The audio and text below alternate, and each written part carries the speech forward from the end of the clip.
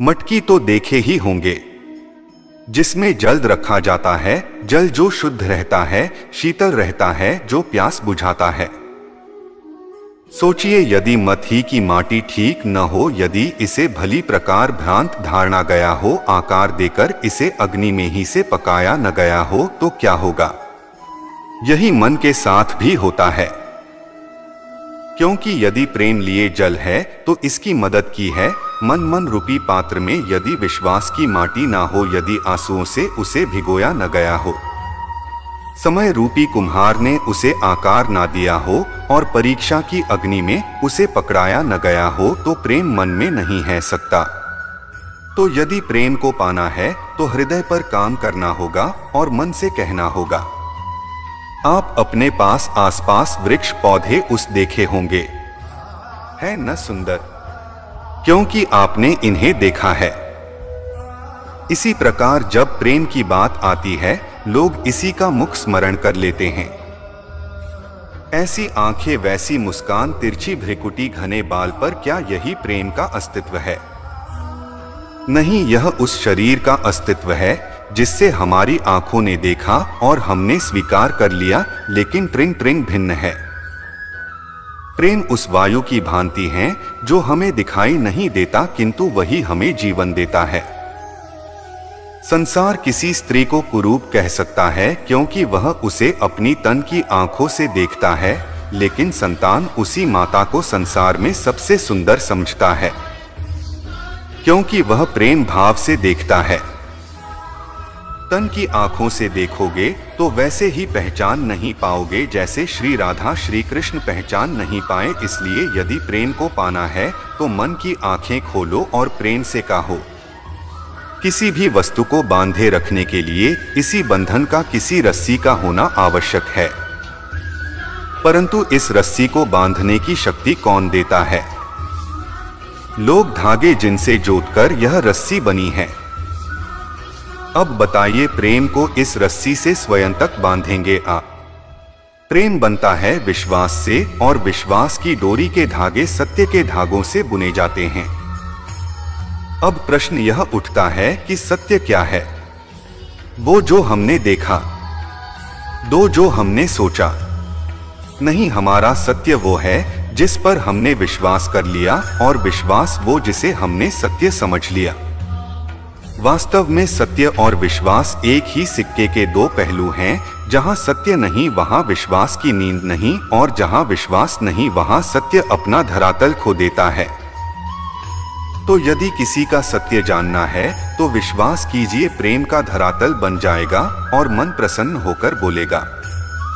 जब भी प्रेम की बात आती है, हम सबसे पहले मन में एक हीरो और हीरोइन का चित्रण कर लेते हैं। क्यों आपके साथ भी यही होता है ना? पर क्या प्रेम केवल हीरो हीरोइन के आकर्षण का बंधन है? नहीं, प्रेम तो परिवार से हो सकता है, माता पिता भाई बहन से हो सकता है, सखा मित्रों से हो सकता है, देश और जन्मभूमि के लिए हो सकता है, मानवता के लिए हो सकता है, किसी कला के लिए हो सकता है, इस प्रकृति के लिए हो सकता है।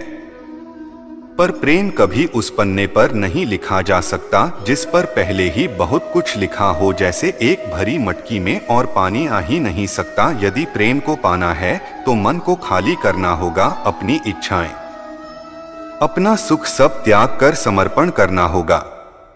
अपने मन से व्यापार घाटा दो, तभी प्यार मिलेगा और मन प्रसन्न होकर बोलेगा।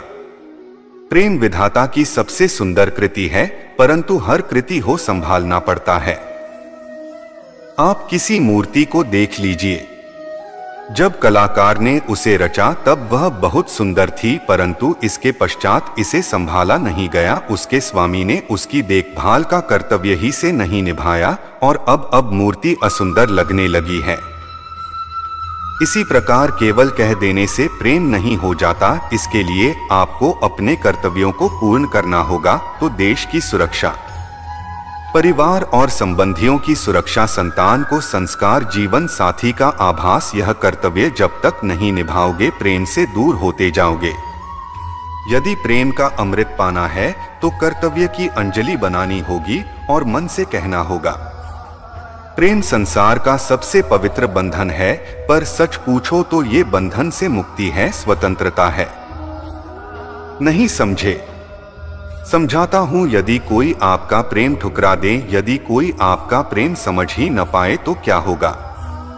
कुछ उदास हो जाएंगे, कुछ छल करके प्रेम पाना चाहेंगे, तो कुछ बलपूर्वक प्रेम पर अधिकार करना चाहेंगे, किंतु यह आवश्यक नहीं कि जिससे आप प्रेम करते हो उसे भी आपसे प्रेम हो, क्योंकि प्रेम कोई वस्तु नहीं।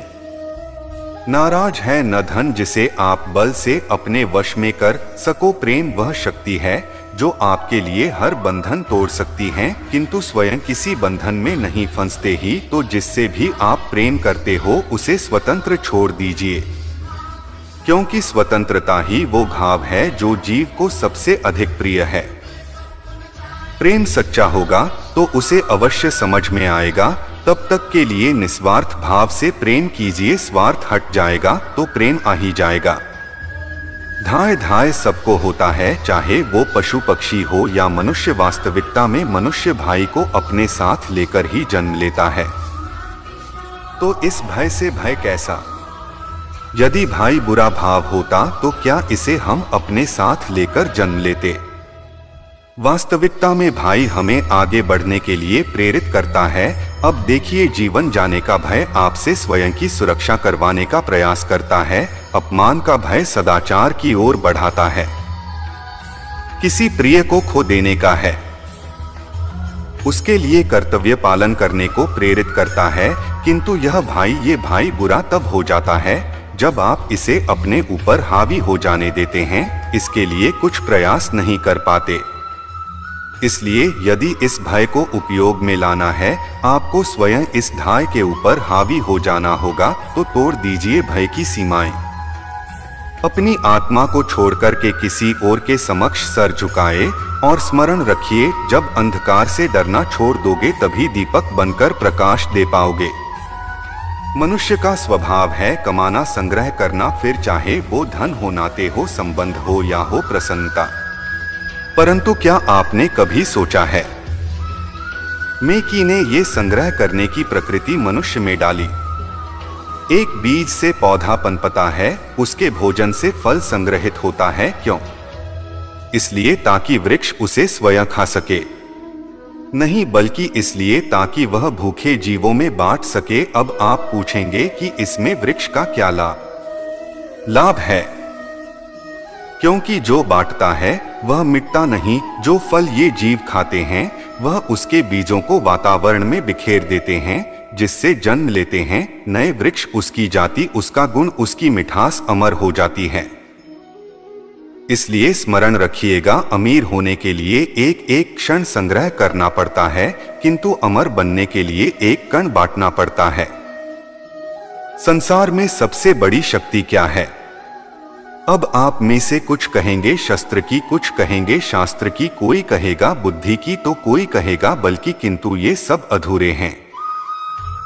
संसार में सबसे बड़ी शक्ति है मित्रता। यदि सच्ची मित्रता प्राप्त हो जाए तो वही सबसे बड़ा धन है। जब आप कठिनाइयों में होंगे तो मित्रता शस्त्र बनकर सहायता करेगी, मार्ग भटक जाओगे तो मित्रता शास्त्र बनकर आपको राह दिखाएगी, षड्यंत्र में फंस जाओगे तो बुद्धि बनकर बाहर निकालेगी, अकेले हो जाओगे तो ममता बनकर साथ निभाई। तो यदि इस संसार में कुछ कमाना है तो धन नहीं, मित्रता कमाओ। और स्मरण रखिएगा, यदि इस संसार में मित्र बनाना आपकी सबसे बड़ी दुर्बलता है तो आप इस संसार के सबसे शक्तिशाली प्राणी हैं। जब से मनुष्य जाति का अस्तित्व बना है तभी से युद्ध भी अस्तित्व में आया। युद्ध जो कभी धन का द्वंद्व बन के सामने आता है तो कभी सुरक्षा का हथियार बनकर, कभी विजय की भूख के लिए तो कभी पराजय टालने के लिए। किंतु वास्तविकता तो यही है कि यदि आपको आगे बढ़ना है तो बाधाओं से युद्ध तो करना होगा, परंतु युद्ध के लिए सजग रहना इतना महत्वपूर्ण नहीं है जितना महत्वपूर्ण है यह समझना कि युद्ध को टाला जा सकता है। क्योंकि सबसे सफल युद्ध वही होता है जो कभी लड़ा ही न जाए। आप युद्ध में विजय प्राप्त करके स्वयं का मान तो बढ़ा लोगे किंतु अपना बल खो दोगे। इसलिए जहां तक हो सके युद्ध को टालो। इस शक्ति को संग्रहित रखो ताकि जब यह युद्ध धर्म बन के सामने आए आप उससे पूरे बल के साथ लड़ सको। मन बड़ी ही विचित्र कृति है। यह मन शरीर के किस अंग में बसता है कोई नहीं जानता, किंतु संपूर्ण शरीर मन की इच्छा साकार करने के लिए प्रयास करता रहता है। अब यदि मन कुछ खाने का करें तो व्यक्ति उसकी इच्छा साकार करने का माध्यम ढूंढता रहता है। अब यदि मन किसी को शत्रु समझ ले तो व्यक्ति उसे नष्ट करने का हर संभव प्रयास करता है। अब यदि मन किसी से प्रेम करें तो उसकी प्रसन्नता के लिए हर सीमा लांघने के लिए सजग रहता है। परंतु जीवन सुखद हो इसके लिए यह आवश्यक है कि मन खाली रहे। बांसुरी की भांति भीतर कुछ भी नहीं, नाराज है ना द्वेष, तब भी तार छेड़ने पर स्वर निकलता है। इसी प्रकार मन को भी भावनाओं से मुक्त रखना आवश्यक है। स्मरण रखिए, मन में कुछ भरकर जी होगे तो मन भर के जी नहीं पाओगे। एक पिता के लिए उसकी संतान गर्व है, उसका अहंकार है, और संतान के लिए उसके पिता उसका आदर्श, उसकी प्रेरणा। बिना कहे पिता संतान की हर इच्छा समझ जाता है और उसे पूरी करने की चेष्टा करता है। दूसरी ओर संतान सदैव प्रयास करता है कि अपने माता पिता को गर्व करता रहे, किंतु ये बंधन है, एक स्थान पर आकर रुक जाता है। तब जब संतान स्वयं की इच्छा से अपना जीवन साथी चुनना चाहिए, क्यों? कारण है संवाद की कमी। जब बात आती है संतान के विवाह की तो माता पिता सोचते हैं कि इसने संतान से पूछना क्या, हम उसके लिए कुछ अनुचित तो चाहेंगे नहीं, और संतान का यह मानना होता है कि उसका भविष्य चुनना उसका अधिकार है। दोनों आपस में दुखी रहते हैं, किंतु बात कोई नहीं करता। होना यह चाहिए कि माता पिता कोने के साथ संतान की इच्छा समझ लेनी चाहिए और संतान को उसी विश्वास के साथ माता पिता को विश्वास में ले लेना चाहिए। एक बार संवाद करके देखिए, वर्तमान और भविष्य दोनों ठीक हो जाएंगे। हम में ऐसा कोई नहीं होगा जिसने वृक्षों को नहीं देखा, वृक्षों पर इन पक्षियों का न देखा, इनके घोंसलों को ना देखा, इन पक्षियों को अपने छोटे छोटे बच्चों को भोजन कराते ना देखा। संसार का सबसे ममत्व वाला दृश्य होता है।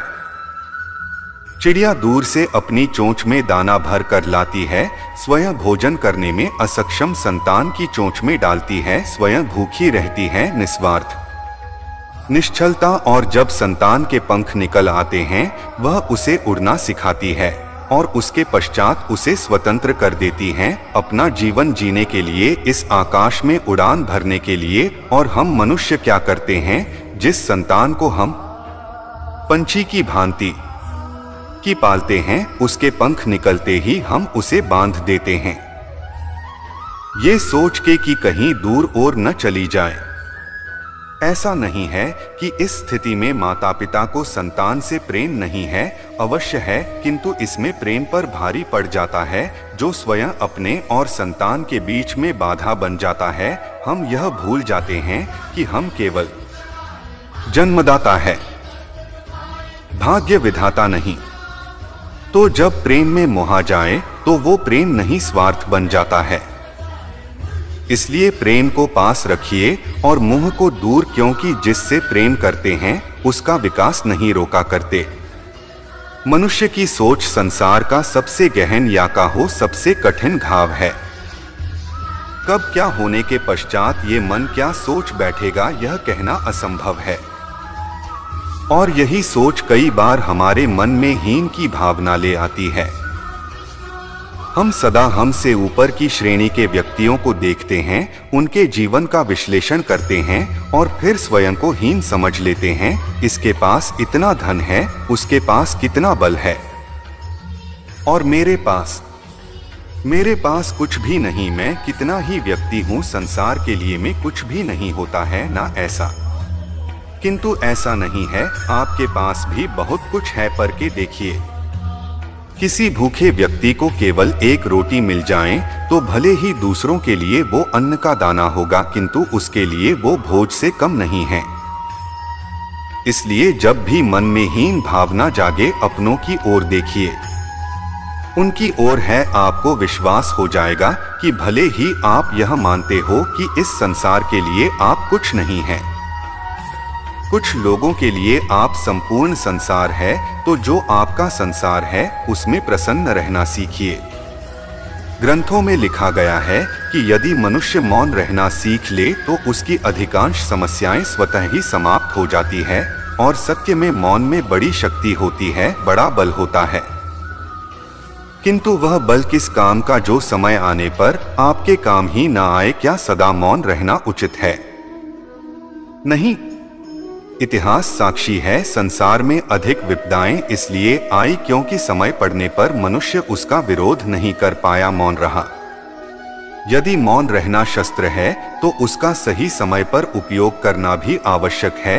यदि अकारण मौन रहोगे तो गुरु तत्व उसे सहमति समझ लेते हैं, फिर धीरे धीरे वो आपका स्वभाव बन जाता है, आपका अभ्यास हो जाता है, और फिर आपका व्यक्तित्व एक साधारण से पाषाण की भांति बन जाता है। अपनी वाणी का आवश्यकता पड़ने पर सदुपयोग कीजिए। वाणी को का वश में रखना है और कब मौन नहीं रहना है, इससे भी अधिक महत्वपूर्ण है यह समझना कि उसे तोड़ना है। जीवन में हम कई लोगों से मिलते हैं।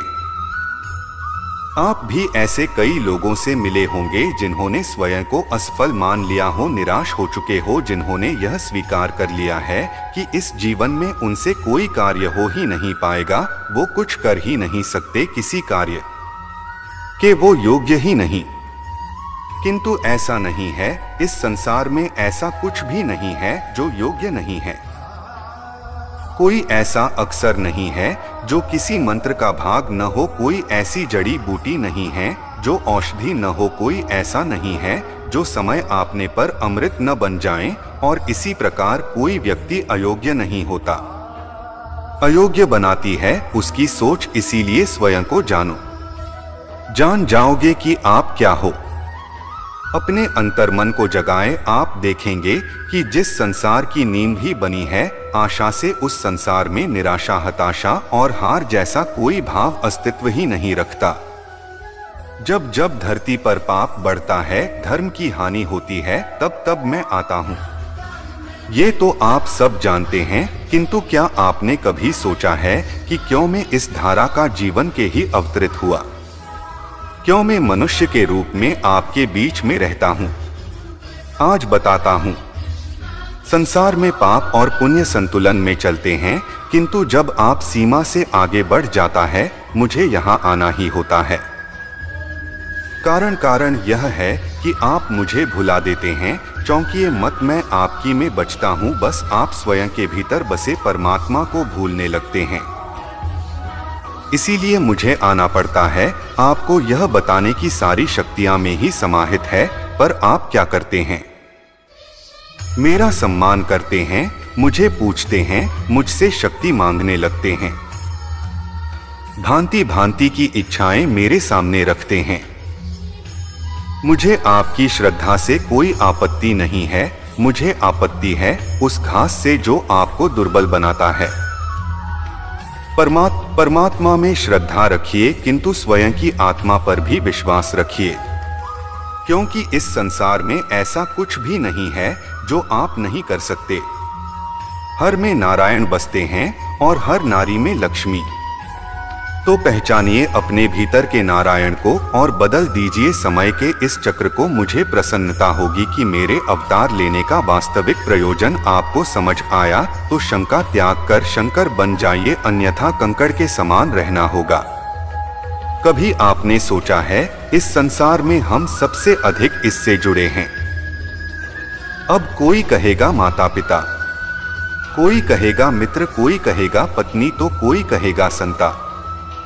नहीं, यदि इस संसार में हम किसी से जुड़े हैं तो वो है समय। समय ही हमारा भूत है, समय ही हमारा वर्तमान है और समय ही हमारा भविष्य। और हम क्या करते हैं? सबसे अधिक जुड़े समय को, सबसे बहुमूल्य संपत्ति को हम नष्ट कर देते हैं। कोई भविष्य के ऊंचे सपनों को बुनता है, कोई बीते कल को कोसता है, किंतु तनिक सोचिए, बीता कल आपके सोच विचार करने से बदलने नहीं वाला, और भविष्य के विषय में सोच विचार करके यदि आप अपना वर्तमान नष्ट कर देते हैं तो आपका भविष्य भी बीते कल की भांति ही होगा। इसीलिए आज के विषय में सोचिए, उसे उत्तम बनाएं। आपका भूतकाल और आपका भविष्य अपने आप उत्तम हो जाएगा। अक्सर आपके बड़े बूढ़ों ने आपसे कहा होगा कि यह संसार दुख का मूल है और ईश्वर भक्ति उस दोष से दूर जाने का मार्ग है। किंतु सोचिए, यदि यह संसार दुआ का सागर होता तो क्या नीति आपको यहाँ जन्म लेने दे दी? क्या ईश्वर यहाँ पर अवतार लेते? जब समस्याओं पर हमारा वश नहीं चलता, हम आरोप लगाते हैं इस संसार पर।